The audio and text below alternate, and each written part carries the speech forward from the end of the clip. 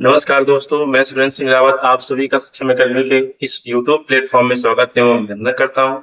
जैसा कि आप लोगों को पता है कि एलटी ग्रेड की जो है भर्तियां आ चुकी है, उसमें हम लोगों ने सक्षम अकेडमी के जो योद्धा हैं वो आप लोग को जो है फ्री में सामान्य अध्ययन के जो है पाठ्यक्रम को पूरा कराने का जो है वादा किया है। उसी वादे की ओर से ये दूसरी क्लास जो है इतिहास की है। इसमें हम लोग आज चर्चा करेंगे प्राचीन भारतीय इतिहास के अध्ययन के स्रोत। तो दोस्तों, आपको ये इतिहास पढ़ने से पहले इसके बारे में अवश्य जानना चाहिए कि प्राचीन भारतीय इतिहास के अध्ययन के स्रोत क्या क्या होते हैं। जैसे कि हम बात कर रहे हैं तो प्राचीन भारतीय इतिहास के अध्ययन के स्रोत को हम दो भागों में विभाजित करते हैं। कितने भागों में? दो। एक है आपका पुरातात्विक स्रोत और दूसरा आपका हो जाता है भैया साहित्यिक स्रोत।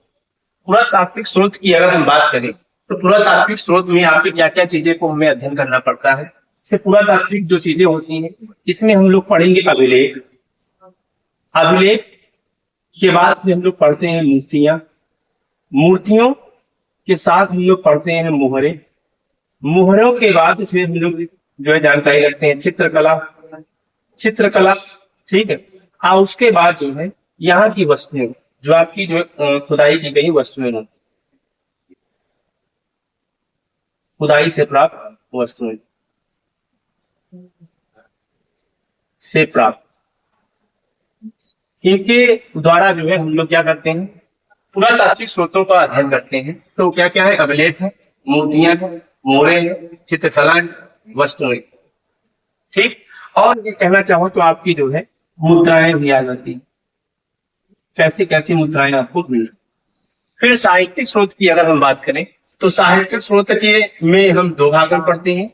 एक भारतीय साहित्य आ जाता है और दूसरा आपका आ जाता है विदेशी साहित्य, ठीक। तो भारतीय साहित्य की अगर हम बात करें तो इस भारतीय साहित्य को हम तीन भागों में विभाजित करते हैं।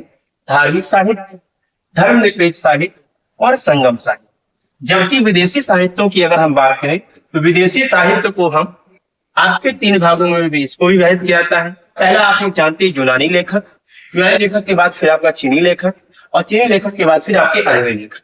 ये आपके जो है विदेशी साहित्य को बांटने का जो है प्रक्रिया। फिर धार्मिक साहित्य की बात करें तो इसको भी हम तीन भागों में विभाजित करते हैं। तीन तीन भागों में सबको विभाजित करना है। पहला आपका आ जाएगा भैया ब्राह्मण ग्रंथ, उसके बाद बौद्ध साहित्य, फिर आपका क्या है जैन साहित्य। ब्राह्मण ग्रंथों की बात करें तो उसको हम विभाजित करते हैं वेद, ब्राह्मण ग्रंथ, आरण्यक, उपनिषद, वेदांत, उपवेद, खड्ग दर्शन, महाकाव्य, पुराण और स्मृति। तो इन्हीं को हम लोग को देखना है। तो हम लोगों ने पुरातात्विक स्रोत देख लिया भैया। पुरातात्विक स्रोत में अभिलेख है, मूर्तियां हैं, मोहरे हैं, चित्रकला है और वस्तुएं जो धन से प्राप्त होती हैं तथा मुद्राएं आ जाती हैं।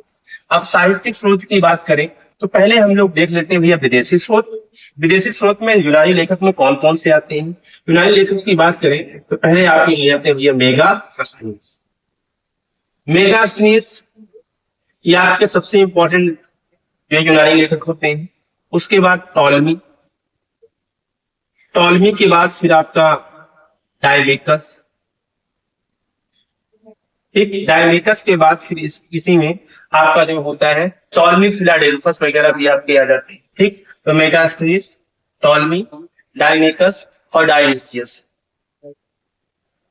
सीएस, ये भी आपके आ जाते हैं, ठीक। फिर चीनी लेखक की बात करें, चीनी लेखक में आपका जो है फाहियान, फाहियान, वेनसोंग, वेनसोंग के बाद फिर आपका क्या है इत्सिंग। ये आपके जो तीन लेखक हैं ये आपके जो है चीनी लेखक हैं, जिनके बारे में हम लोग या अभी पेट का एग्जाम होने वाला है उसमें ये महत्वपूर्ण है ये लेखक विदेशी स्रोत। उसके बाद फिर अरबी लेखकों की बात करें तो अरबी लेखकों में आपका जो है सुलेमान है, सुलेमान के बाद फिर अल मसूदी है, अल मसूदी के बाद फिर आपके आ जाते हैं ये इब्न बतूता। ये इंपॉर्टेंट आपके अरबी लेखकों में से है। तो फिर से हम लोग देखते हैं विदेशी साहित्य। विदेशी साहित्य को तीन भागों में, यूनानी लेखक, चीनी लेखक और अरबी लेखक। इसमें मेगास्थनीज है, टॉलमी है, डायमेकस है, डायनोसियस है। उसके बाद चीनी लेखक में फाहियान है, वेनसोंग है और इत्सिंग। अरबी लेखकों की बात करें सुलेमान है, अल मसूदी है और इब्न बतूता है। ये आपके आ जाएंगे। अब भारतीय साहित्य की बात कर लेते हैं। भारतीय साहित्य में क्या क्या आता है भैया? धार्मिक साहित्य है, धर्मनिरपेक्ष है और संगम साहित्य। तो पहले हम लोग धार्मिक साहित्य की बात करें तो इन सब चीजों को हम देख लेते हैं। ब्राह्मण धर्म, ठीक है, ब्राह्मण साहित्य, बौद्ध साहित्य और जैन साहित्य। तो यहाँ शुरू करते हैं हम लोग संगम साहित्य से, क्योंकि संगम साहित्य फिर धर्मनिरपेक्ष, फिर हम लोग बौद्धिक जो है या धार्मिक साहित्य पढ़ते हैं। संगम साहित्य की बात करें, एक आपका है तिरुकुरल, ठीक, पहला साहित्य है। आपको पता है कि संगम समितियां तीन हुई, इनमें दो अगस्त्य ऋषि के लीडिंग में हुआ है और एक अन्य के लीडिंग में हुआ है। तो तिरुकुरल है, और उसके बाद शिल्पाधिकारम है, कारम है, उसके बाद मणिमेखले है, मणिमेखले के बाद जीवक चिंतामणि, जीवक चिंतामणि। तो क्या क्या है भैया? तिरुकुरल है, शिल्पाधिकारम है, मणिमेखले है, और मणिमेखले के बाद फिर आपका जीवक चिंतामणि। ये संगम साहित्य है। संगम साहित्य के बाद धर्म साहित्य की बात करें तो आप लोग को इसमें हमें बताने की जरूरत नहीं। धर्म पे साहित्य में आपका कौटिल्य का अर्थशास्त्र है। किसका भैया? कौटिल्य का या चाणक्य का अर्थशास्त्र, यह आपका कौटिल्य का है। मुद्रा राक्षस, विशाखदत्त राक्षस आपका क्या है भैया? विशाखदत्त का, ये आपको पता ही है। उसके बाद राजतरंगिणी, राजतरंगिणी आपकी कल्हड़ की है, ठीक। उसके बाद हर्षचरित्र है, या हर्षचरित्र किसकी भैया? बाण। हर्षचरित्र के साथ इसी में आपका जो है आपका आ जाता है कालिदास। कालिदास का क्या है भैया? अभिज्ञान शाकुंतलम, अभिज्ञान शाकुंतलम, ऋतु संहार, ऋतु संहार। ऋतु संहार के बाद फिर आपका इसी में रघुवंश, रघुवंश है ना। तो ऐसे कालिदास की कई सारी पुस्तकें हैं। अभिज्ञान शाकुंतलम है, ऋतु संहार है, उसके बाद रघुवंश है ना, और भी इसमें कई सारी हैं, विक्रमोर्वशीयम है। ये सब कालिदास की पुस्तक है, जिससे हम धर्मनिरपेक्ष साहित्य की बात कर देते हैं। धर्मनिरपेक्ष साहित्य में पहला क्या है? अर्थशास्त्र कौटिल्य है, मुद्रा राक्षस विशाखदत्त है, राजतरंगिणी कल्हड़ की है, हर्षचरित्र बाणभट्ट की है, अभिज्ञान शाकुंतलम, ऋतु संहार, रघुवंशियम या फिर किसके भी? कालिदास ना। इन सब पुस्तकों से या इन सब साहित्यों से हम लोग क्या करते हैं? धर्मनिरपेक्ष साहित्य की या धर्मनिरपेक्ष साहित्य की हमें जानकारी मिलती है।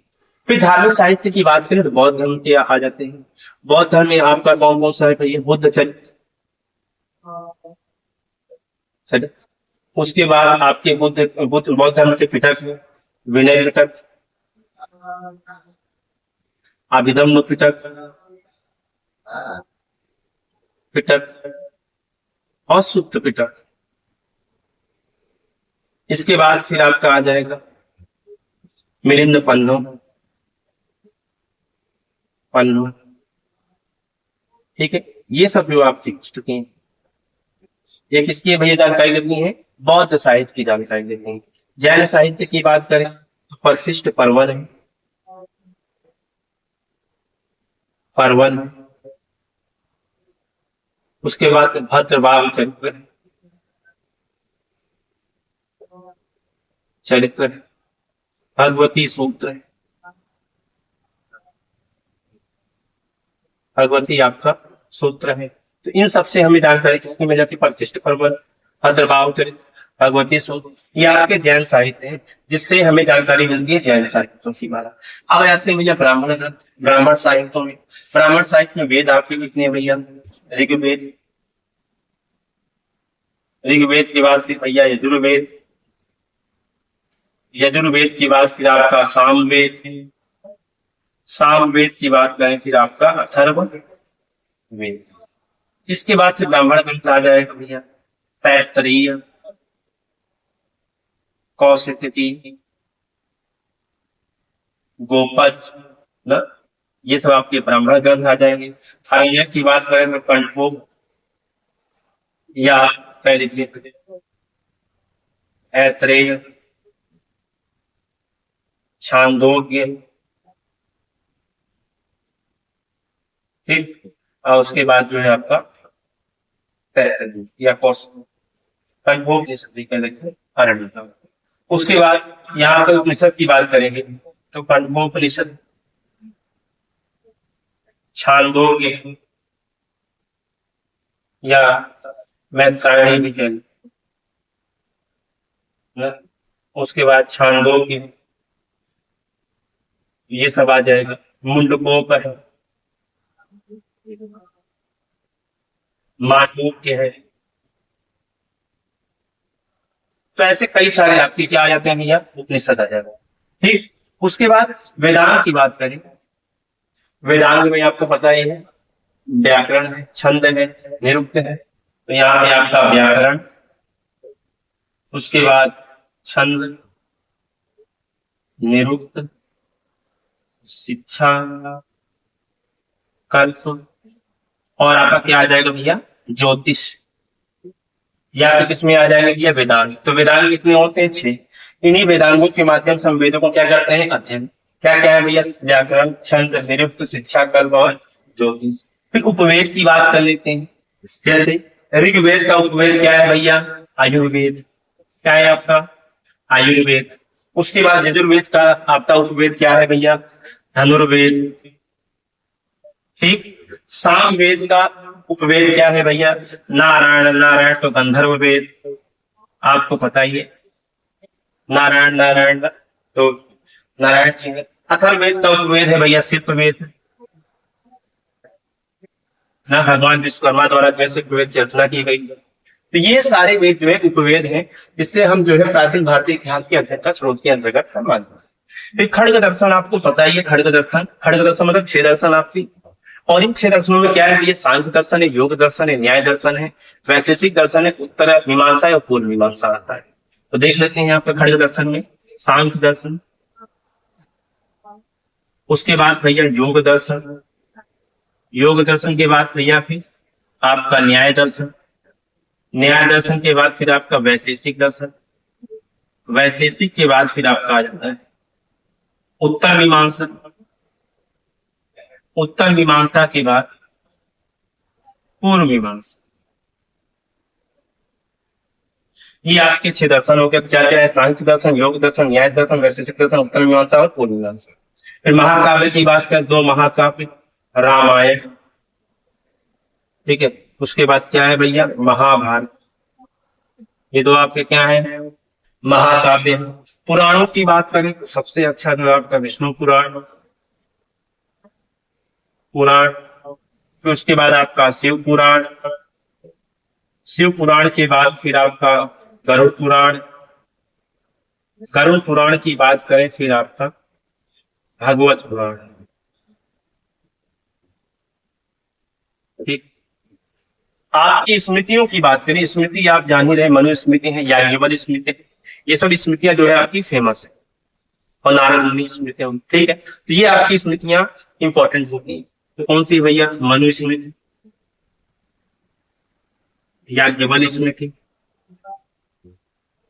स्मृति, ये आपकी, जिससे हम क्या करते हैं भैया, प्राचीन भारतीय इतिहास के अध्ययन के स्रोत के रूप में जानते हैं। तो पुनः आपको एक बार व्याख्यान हम कर देते हैं भैया। प्राचीन भारतीय इतिहास को अगर जानना है आपको, तो प्राचीन भारतीय इतिहास के अध्ययन के स्रोत के लिए हमें 2 भाग हैं। एक आपका पुरातात्विक स्रोत है, उसके बाद दूसरा आपका साहित्यिक स्रोत है। पुरातात्विक स्रोत की बात करें तो आपको इसमें अभिलेखों का अध्ययन करना है, मूर्तियों का है, मूल्यों का है, चित्रकला है, वस्तुएं और मुद्राएं हैं, तो आपको पुरातात्विक साथ में। उसके बाद साहित्यिक स्रोत की बात करें तो भारतीय साहित्य है। भारतीय साहित्य के बाद फिर आपको विदेशी साहित्य मिल जाएगा। विदेशी साहित्यों की बात करें तो इसको 3 भागों में हम लोग बांटते हैं, यूनानी है, ठीक है, चीनी है, और आपका क्या है, अरबी है। यूनानियों की बात करें, मेगास्थनीज है, टालमी है, डायोनिकस है, डायोसियस है, इनकी बात कर लेते हैं। चीनी लेखकों की बात करें तो फाइन फेमस है आपका, ह्वेन सॉन्ग, जिसको यात्रियों को राजकुमार कहते हैं, और इसिंग जो हर्षवर्धन के मृत्यु के बाद आता है। अरबी लेखकों की बात करें तो सुलेमान ना 7वीं सदी में आता है, अल मसूदी आपका, और उसके बाद इब्न बतूता है ना, जिसने पान वगैरह के बारे में बात की, इसको चीन में राजदूत के रूप में भेजा था मोहम्मद बिन तुगलक ने, फिर आपका बात करते हैं भारतीय साहित्य। भारतीय साहित्य को हम 3 कालखंडों पर पढ़ते, धार्मिक साहित्य के रूप में, धर्मनिरपेक्ष साहित्य के रूप में और संगम साहित्य। पहले अभी संगम साहित्य की बात करें, तिरुकुरल, ठीक है, तिरुकुरल है, शिल्पाधिकारम, मणिमैथिली और जीवन चिंतामणि की पुस्तकें। इन साहित्यों से हम लोग क्या करते हैं भैया, प्राचीन इतिहास की जानकारी प्राप्त करते हैं। तो धर्मनिरपेक्ष साहित्य की बात करें, अर्थशास्त्र कौटिल्य की, मुद्रा रचना सागत राजतरंगिणी की है, हर्ष चरित्र है, और कालिदास के अभिज्ञान शाकुंतलम है, ऋतु संहार है, रघुवंश है ना। उसके बाद विक्रमोर्वशीय है। ये सब पुस्तकें किसकी है भैया, कालिदास की। फिर उसके बाद धार्मिक साहित्य की बात करें तो ब्राह्मण साहित्य, बौद्ध साहित्य और जैन साहित्य। बौद्ध साहित्यों की बात करें, बुद्ध चरित्र, विनय पिटक, अभिधम्म पिटक, सुत्त पिटक, मिलिंद पंथों से हमें जानकारी मिल जाती है। जैन साहित्य की बात करें, परिशिष्ट पर्वन है, भद्रभाव चरित्र है, भगवती सूत्र है, ऐसे और कई सारी पुस्तकें हैं। फिर ब्राह्मण साहित्यों की बात करें तो वेद, ब्राह्मण ग्रंथ है, आरण्यक है, उपनिषद है, वेदांग है, उपवेद है, खड्ग दर्शन है, महाकाव्य है, पुराण है और स्मृति है। वेदों में 4 वेद आपके हैं। कौन कौन सा भैया, ऋग्वेद है, सामवेद है, ठीक है, यजुर्वेद है और अथर्ववेद है। ब्राह्मण ग्रंथ की बात करें, तैत्रीय है, कौशिकी है, भूपत है। अरण्यक की बात करें, ऐत्रेय है, छंदोग्य है, कण्व। उपनिषद की बात करें, कठोपनिषद है, मैत्रेयी है, छांदोग्य उपनिषद है, मुंडकोपनिषद है। ठीक है, मुंडकोपनिषद में सत्यमेव जैसे शब्दों का उल्लेख मिलता है ना। उसके बाद मांडूक्य उपनिषद है। फिर वेदांगों की बात करें, वेदांग के इतने प्रकार के भैया आपके 6 हैं, व्याकरण है, छंद है, निरुक्त है, शिक्षा है, कल्प और ज्योतिष। तो वेदांगों के माध्यम से ही वेद का अध्ययन किया जाता है। और अगर आपको व्याकरण का ज्ञान नहीं है, छंद का ज्ञान नहीं है, निरुक्त का ज्ञान नहीं, शिक्षा नहीं है, कल्प नहीं, ज्योतिष का ज्ञान नहीं है, तो आप वेदों का अध्ययन नहीं कर सकते। फिर इन्हीं वेदों का उपवेद आता है। ऋग्वेद के उपवेद के रूप में यजुर्वेद है, यजुर्वेद के उपवेद के रूप में धनुर्वेद है, सामवेद के उपवेद के रूप में हमें गंधर्ववेद मिलता है, और अथर्ववेद के उपवेद के रूप में हमें शिल्पवेद मिलता है। इन वेद जो शिल्पवेद है, इसकी रचना करते हैं भैया कौन, आपके विश्वकर्मा जी। गंधर्ववेद की जो है नारद मुनि, धनुर्वेद का आपका विश्वामित्र वगैरह है, आयुर्वेद की रचना प्रजापति वगैरह करते हैं। तो फिर आप खड्ग दर्शन की बात कर लेते हैं। खड्ग दर्शन में सांख्य दर्शन है, योग दर्शन है, न्याय दर्शन है, वैशेषिक दर्शन है, उत्तर मीमांसा है और पूर्व मीमांसा आ जाती है। तो उसके बाद महाकाव्य की बात करते हैं, रामायण और महाभारत। एक को वाल्मीकि द्वारा लिखा गया, तो एक को जो है आपका वेद व्यास द्वारा लिखा गया। फिर पुराणों की बात करते हैं, विष्णु पुराण, शिव पुराण, गरुड़ पुराण, भागवत पुराण। ये पुराण क्या है, आपके महत्वपूर्ण है, जिससे हमें जानकारी मिल जाती है। स्मृति की बात करें, मनु स्मृति और याज्ञवल्क्य स्मृति है। इन स्मृतियों के माध्यम से हम प्राचीन भारतीय इतिहास के अध्ययन का स्रोत प्राप्त करते हैं या जानकारी प्राप्त करते हैं। तो यही आज हमें बताना था, क्योंकि जब भी हम ऐतिहासिक पाठ्यक्रम की बात करेंगे तो कम से कम आपके माइंड ये होना चाहिए कि क्या क्या चीजें हम प्राचीन भारतीय इतिहास के स्रोतों के रूप में हम लोग पढ़ेंगे या जानेंगे, किससे हमें जानकारी मिलेगी। और आपके एग्जामिनर कहाँ से प्रश्न उठाते हैं, आपके एग्जामिनर यहीं से प्रश्न उठाएंगे, इसी प्रदेश पर जो प्राचीन भारतीय इतिहासों के स्रोत, वहां से आपका एक प्रश्न रह ही रह जाता है। तो इसी जानकारी को आज हमने आपसे शेयर किया है कि आप जाने आपका प्राचीन इतिहास क्या है, उसके स्रोत क्या है, उसको कितने भागों में विभाजित किया जाता है और कैसे कैसे हम इसका अध्ययन करते हैं, किन किन साहित्य ग्रंथों के माध्यम से, किन किन ब्राह्मण ग्रंथों के माध्यम से, कैसे यात्रियों का विवरण के माध्यम से हम इसका अध्ययन करते हैं, उसके बारे में आज हमने आपको एक महत्वपूर्ण जानकारी शेयर की, जो आपके इतिहास के पाठ्यक्रम के रूप में बहुत ही अहम रोल अदा करेगा। तो आज के लिए दोस्त इतना ही रखते हैं। अगर ये कंटेंट आपको यूजफुल लगता है, आपको आपके भविष्य के लिए अच्छा लगता है, जो आपके आगामी एग्जामों में आएंगे, उसके लिए हमारे कंटेंट को ज्यादा से ज्यादा लाइक करें, शेयर करें और हमारे इस YouTube चैनल को सब्सक्राइब करने का कार्य करें। धन्यवाद।